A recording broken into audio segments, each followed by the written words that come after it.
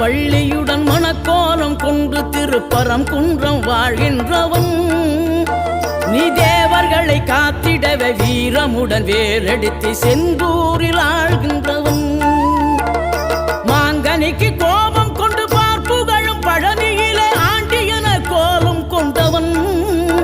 நீ தத்துவத்தின் சாரெடுத்து சுவாமி மலை எல்லையிலே தகப்பனுக்கு பாடம் சொன்னவன்.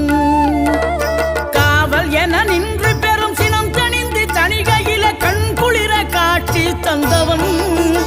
நீ பாங்குடனே கருள் தரவே பழமுதிரும் சோலையில பரஞ்சோதியாய் நின்றவன்.